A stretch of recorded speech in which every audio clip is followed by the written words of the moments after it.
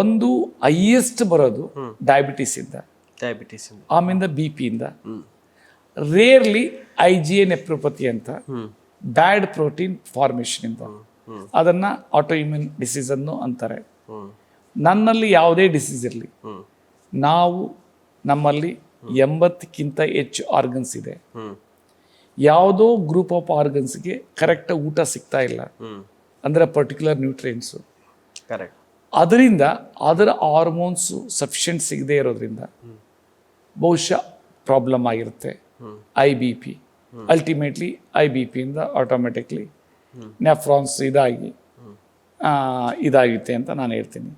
Similarly diabetes ಏನು ನಾವು medication ಶುರು ಮಾಡ್ತೀವಿ, ಇದುವರೆಗೂ ಡಯಾಬಿಟಿಸ್ನಲ್ಲಿ ಸ್ಟೇಜ್ 1, ಸ್ಟೇಜ್ 2, ಸ್ಟೇಜ್ 3 ಇಲ್ಲ. ನಾನು ಅದನ್ನು ಫಾರ್ಮ್ ಮಾಡಿದ್ದೀನಿ. ಸ್ಟೇಜ್ 1 ಅಂದರೆ ಕ್ಯಾನ್ಸರ್ ಕೇಳಿರಬೇಕು, ಕಿಡ್ನಿನಲ್ಲೂ ಇದೆ, ಡಯಾಬಿಟಿಸ್ ಅಲ್ಲಿ ಇಲ್ಲ. ಡಯಾಬಿಟಿಸ್ ನಾನು ಹೇಳೋದೇ ಅಂದರೆ ಅದೇನದು, ಯಾರೊಬ್ಬರು ಶುರು ಮಾಡ್ತು ಅಂದರೆ ಅದು ಫಸ್ಟ್ ಡಯಾಬಿಟಿಸ್ ಬರುತ್ತೆ, ಅದನ್ನ ಸ್ಟೇಜ್ 1 ಅಂತೀವಿ. ಸ್ಟೇಜ್ 2 ಅಂತಂದರೆ ನ್ಯೂರೋಪತಿ ಅಂತ ಹೇಳ್ತೀನಿ, ಯಾಕಂದರೆ ಅದು ಕಿಡ್ನಿ ರಿಲೇಟೆಡ್ ಇಂದ ಹೇಳ್ತೀನಿ. ನ್ಯೂರೋಪತಿ ಅಂದರೆ ಕಾಲು ಸೆಳೆತ, ಅದಕ್ಕೆ ಬೇರೆ ಮೆಡಿಕೇಶನ್ಸ್ ಕೊಡ್ತಾರೆ. ಫ್ರೋಝನ್ ಶೋಲ್ಡರು, ನಿದ್ದೆ ಬರಲ್ಲ, ಆಮೇಲೆ ಪಾದ ಉರಿ, ಅದನ್ನು ನಾನು ಸ್ಟೇಜ್ 2 ಅಂತ ಹೇಳ್ತೀನಿ. ಸ್ಟೇಜ್ 1 ಸ್ಟೇಜ್ 1 ಅಂತ ಹೇಳ್ತೀನಿ. ಡಯಾಬಿಟಿಸ್ ಬಂದಾದ್ಮೇಲೆ ಇದನ್ನು ಸ್ಟೇಜ್ 1 ಅಂತ ಹೇಳ್ತೀನಿ. ನೆಕ್ಸ್ಟು ಸ್ಟೇಜ್ 2 ಕಣ್ಣು ಮೊಬ್ಬಾಗುತ್ತೆ, ಆವಾಗ ಅದಕ್ಕೆ ಬೇರೆ ಇಂಜೆಕ್ಷನ್ಸು, ಅದಕ್ಕೆ ಬೇರೆ ಇದು, ಅದಕ್ಕೆ ಸ್ಟೇಜ್ 2 ಅಂತೀವಿ. ನೆಕ್ಸ್ಟು ಕಿಡ್ನಿ ಪ್ರಾಬ್ಲಮ್ ಶುರು ಆಗುತ್ತೆ, ಅದನ್ನು ಡಯಾಬಿಟಿಕ್ ನೆಫ್ರೋಪತಿ ಅಂತಾರೆ. ಇದು ಕಣ್ಣು ಮಬ್ಬು ಅನ್ನೋದಕ್ಕೆ ಡಯಾಬಿಟಿಕ್ ರೆಟಿನೋಪತಿ ಅಂತಾರೆ. ಅದನ್ನು ಸ್ಟೇಜ್ 3 ಅಂತೀನಿ ಅಂತ ನಾನು, ಯಾಕಂದ್ರೆ ಯಾರಾದರೂ ಒಬ್ರು ಶುರು ಮಾಡಿದಾಗ ದೆನ್ ಅದು ಅದೇ ರೀತಿನೇ ಬೇಕಲ್ಲ. ಸೊ ಇಲ್ಲಿ ಡಯಾಬಿಟಿಸ್ ಪೇಷಂಟ್ಸು ಹೇಗಿರ್ಬೇಕು ಅಂದರೆ, ಫಸ್ಟ್ ಆಫ್ ಆಲ್ ಮೈಂಡಲ್ಲಿ ನಾನು ಮೆಡಿಸಿನಿಂದ ಮುಕ್ತಿ ಆಗ್ಬೇಕಂತ ಇರಬೇಕು. ಯಾಕಂದರೆ ಕನ್ಸಿಸ್ಟೆಂಟ್ಲಿ ಮೆಡಿಸಿನ್ ತಗೊಂಡು ಇದಾಯಿತು ಅಂದರೆ ಎಲ್ಲ ನಮ್ಮ ಬ್ಲಡ್ ವೆಸಲ್ಸ್ ಎಲ್ಲದನ್ನ ಡೈಲೇಷನ್ ಆಗುತ್ತೆ, ಊದ್ಕೊಳ್ತದೆ. ಆ ಊದ್ಕೊಳ್ದ್ರೆ ಬ್ಲಡ್ ಸರ್ಕ್ಯುಲೇಷನ್ ಸರಿಯಾಗದೆ ಫಸ್ಟ್ ಕಿಡ್ನಿ ಶುರುವಾಗುತ್ತೆ ಪ್ರಾಬ್ಲಮ್ಮು, ದೆನ್ ಹಾರ್ಟ್ ಶುರುವಾಗುತ್ತೆ, ಹಾರ್ಟ್ ಡೈಲೇಟೆಡ್ ಕಾರ್ಡಿಯೋಮಯೋಪತಿ ಅಂತೀವಿ. ಅದಾದಮೇಲೆ ಜಾಯಿಂಟ್ ಪೇನ್ ಶುರುವಾಗುತ್ತೆ, ಆಮೇಲೆ ಮೆನಿ ಮೇಲ್ಸ್ಗೆ ಇಂಪಾರ್ಟೆನ್ಸಿ ಆಗುತ್ತೆ, ಈ ರೀತಿ ಎಲ್ಲ ಪ್ರಾಬ್ಲಮ್ ಶುರುವಾಗುತ್ತೆ. ಅದರಿಂದ ಮುಕ್ತಿ ಆಗಬೇಕು. ಇಲ್ಲಿ ಡಯಾಬಿಟಿಸ್ ಇದ್ದವರಿಗೆ ಒಂದಲ್ಲ ಒಂದು ಸರಿ ಡೆಫಿನೆಟ್ಲಿ ಇದಕ್ಕೆ ಬರ್ತಾರೆ ಅಂತ ಅಂದ್ಕೊಂಡು ಅವರು ಡಯಾಬಿಟಿಸ್ ಮುಕ್ತಿ ಆಗ್ಬೇಕಷ್ಟೇ, ಆಹಾರದಲ್ಲೇ ಚೇಂಜ್ ಮಾಡಿಕೊಂಡು. ಈಗ ನಾನು ಕಿಡ್ನಿದ ಅಡ್ರೆಸ್ ಮಾಡ್ತಿದ್ದೀನಿ. ಈ ಕಿಡ್ನಿ ಬರೋಣ ಅಂತ ಹೈಯೆಸ್ಟ್ ಪೇಷಂಟ್ಸ್ ಇರೋದು ವರ್ಲ್ಡಲ್ಲಿ due to BP and due to diabetes. IgA nephropathy rare. ಈಗ ನಾನು ಟ್ರೀಟ್ಮೆಂಟ್ ಏನು ಕೊಡ್ತೀನಿ, 10 ಪೇಷಂಟ್ ಟ್ರೀಟ್ಮೆಂಟ್ ಕೊಟ್ಟಂದರೆ 8ರಿಂದ 9 ಪೇಷಂಟಿಗೆ ರಿಲೀಫ್ ಸಿಗುತ್ತೆ. ಅದು ಯಾವ ರೀತಿ, ಅವ್ರೇನೂ ಇಲ್ಲ, ಫಸ್ಟ್ ಇಮಿಡಿಯೇಟ್ಲಿ ನಿದ್ದೆ ಬರ್ತೈತೆ ಫಸ್ಟ್ ನಾನು ಟ್ರೀಟ್ಮೆಂಟ್ ತೊಗೊಂಡಾಗ. ಎರಡನೇದು ಪಾಟಿ ಕ್ಲಿಯರ್ ಆಗ್ತೈತೆ, ಹಸಿವು ಶುರು ಆಗುತ್ತೆ. ಆಮೇಲೆ ಮುಖದಲ್ಲೆಲ್ಲ ಕರಿ ಕಲರ್ ಆಗಿರುತ್ತೆ, ಮೆಡಿಕೇಶನ್ ತಗೊಂಡು ಅದೆಲ್ಲ ಕ್ಲೀನ್ ಆಗಿ ಫ್ರೆಶ್ ಸ್ಕಿನ್ ಬರುತ್ತೆ. ಆಮೇಲೆ ಏನೋ ಒಂಥರ ಎನರ್ಜಿ, ಊರ್ಜಾ ಅಂತೀವಲ್ಲ ಹಿಂದಿಯಲ್ಲಿ, ಏನೋ ಒಂದು ಹೊಸ ಊರ್ಜಾ, ಹೊಸ ಶಕ್ತಿ ಬರ್ತೈತೆ, ನಾನು ಬದುಕ್ತೀನಿ ಅಂತ ಅನ್ನೋದು.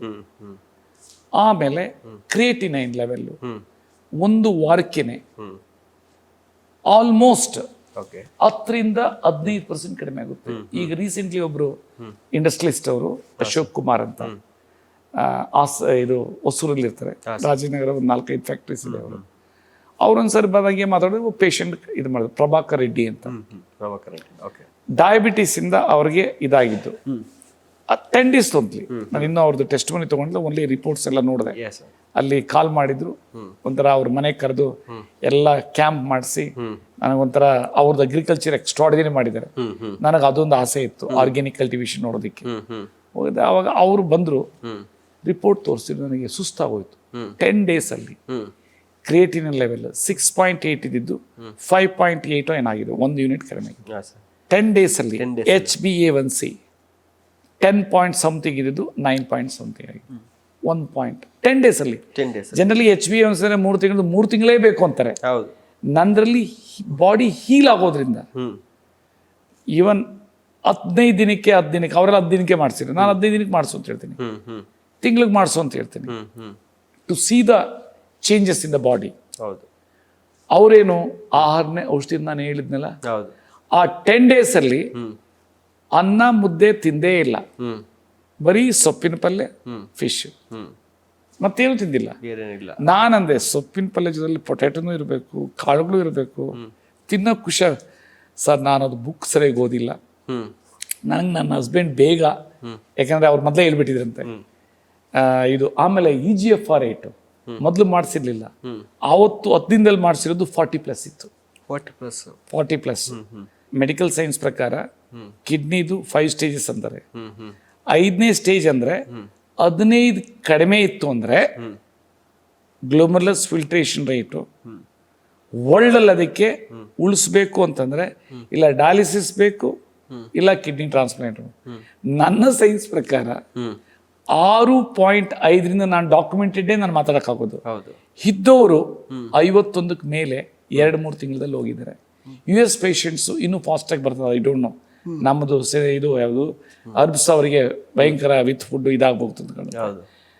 ಒಬ್ಬರು ಐ ಥಿಂಕ್ ವಿದಿನ್ 2 months 68ಕ್ಕೆ ಮೇಲೆ ಹೊರಟೋಗಿದೆ GFR ರೇಟ್ ಫ್ರಮ್ 20 or 18ಇಂದ. ಈ ವಾಸ್ ಆನ್ ಡಯಾಲಿಸಿಸ್ ಆಚೆ ಬಂದ್ಬಿಟ್ರು. ಸೊ ಇಲ್ಲಿ ಆ ರೀತಿ ಏನೋ ಅವ್ರದ್ದು ಪ್ರಭಾಕರ್ ರೆಡ್ಡಿ ಅವ್ರದ್ದು ಚೇಂಜ್. ಮೊದಲೇ ನನಗೆ GFR ರೇಟ್ ಇದು ಮಾಡಿಸಿದ್ರೆ EGFR ರೇಟು ಡಿಫ್ರೆನ್ಸ್ ಗೊತ್ತಾಗ್ತದೆ, ಮೊದಲು ಮಾಡಿಸಿರ್ಲಿಲ್ಲ. ಆಮೇಲೆ ನಾನು ಹೇಳಿದ್ದೆ ಇವೆಲ್ಲ ಪ್ಯಾರಾಮೀಟರ್ಸ್ ಇತ್ತು ಅಂದರೆ ನಾನು ಸ್ಟ್ರೈಟ್ ಹೇಳೋದೇನು, ಡಯಾಬಿಟಿಸ್ ಪೇಷಂಟ್ಸ್ಗೆ HbA1c ಮಾಡಿಸಿ, ಅದು ರಿಯಲ್ ಇದು. ಇವತ್ತು ಜಾಸ್ತಿ ಊಟ ಮಾಡಿದ್ದೆ ಅಂದರೆ ರಾತ್ರಿ ಬೆಳಗ್ಗೆ ನ್ಯಾಚುರಲಿ ಶುಗರ್ ಜಾಸ್ತಿನೇ ಇರ್ತೈತೆ. 3 ತಿಂಗಳದ ಅವರೇಜ್ ಅಂದರೆ that is the best average. Same GFR rate ಇತ್ತು ಅಂದರೆ ನಿಮ್ಮದು ಕಿಡ್ನಿ ಸ್ಥಿತಿ ಎಷ್ಟಿದಾಗುತ್ತೆ ಅದೇ ರೀತಿಯೇ ನಾನು ಇದು ಮಾಡೋದು. So that scientifically evidences proper ಇತ್ತು ಅಂದರೆ ಅವರಿಗೆ ಕಾನ್ಫಿಡೆನ್ಸ್ ಲೆವೆಲ್ ಜಾಸ್ತಿ ಬರುತ್ತೆ. ಖಂಡಿತವಾಗ್ಲೂ ಸರ್. ಸೊ ಇಲ್ಲಿ ಬಾಡಿ ಚೇಂಜಸ್ ನಾನು ಹೇಳಿದ್ನ. ಆಮೇಲೆ ಯೂರಿನ್ ಸ್ವಲ್ಪ ಬರೋದು 10 ಡೇಸಲ್ಲಿ ಫುಲ್ ಬರಕ್ಕೆ ಇರ್ತೈತೆ. ಬಟ್ ಅದೇ ಮೂತಿ ಅಂದ್ರೆ ನಮ್ಮ ಬಾಯಿ ಕರೆಕ್ಟಾಗಿ ಆಹಾರ ಪದ್ಧತಿ ಅದು ಮಾಡಲಿಲ್ಲ ಅಂದ್ರೆ ನಂದಂತೂ ವರ್ಕ್ ಆಗಲ್ಲ ಅಂತ ಹೇಳ್ತೀನಿ. ಯಾಕಂದ್ರೆ very very clear. Even magic and diabetes ಅದಕ್ಕೆ ಹೇಳೋದು, ಯಾರೂ ಸಹ ಅವ್ರ ಪ್ರಾಡಕ್ಟ್ ಇಂದ ಕ್ಯೂರ್ ಆಗುತ್ತೆ ಅಂತ ಹೇಳ್ಬಾರ್ದು ಅಂತ ನಾನು ಯಾವತ್ತೂ ಹೇಳೋದು ಇಲ್ಲ, ಮುಂದೇನು ಹೇಳಲ್ಲ. ನಿಮ್ ಕೈಲಿದೆ ನಿಮ್ಮ ಆರೋಗ್ಯ. ಆಹಾರ ಮೂತಿ ಹೆಂಗಿಟ್ಕೊಂಡ್ರೆ ನೀವು ಹಂಗಿರ್ತೈತೆ. ನಂದು ಬರೀ ಜಸ್ಟ್ ಇದ್ದಂಗೆ ಕೆಟ್ ಲಿಸ್ಟ್ ಇದ್ದಂಗೆ. ಸೊ ಅದನ್ನೇ ನಾನು ಹೇಳೋದು. ಸೊ ಆದ್ರಿಂದ ಇಲ್ಲಿ ಮೈಂಡ್ ಅಲ್ಲಿ ಫಸ್ಟ್ ಕೊಳಕು ತೆಗೆದಾಕ್ಬಿಡ್ಬೇಕು. ನನಗೆ ಕಿಡ್ನಿ ಫೇಲ್ಯೂರ್ ಆಗಿದೆ, ಇನ್ನು ನನ್ನ ಜೀವನ ಹೋಯ್ತಪ್ಪ ಅಂತ.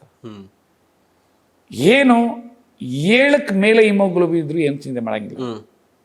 ಯೂರಿನ್ ಸ್ವಲ್ಪ ಬರ್ತಾ ಇದ್ರು ಚಿಂತೆ ಮಾಡಬೇಕಾಗಿಲ್ಲ.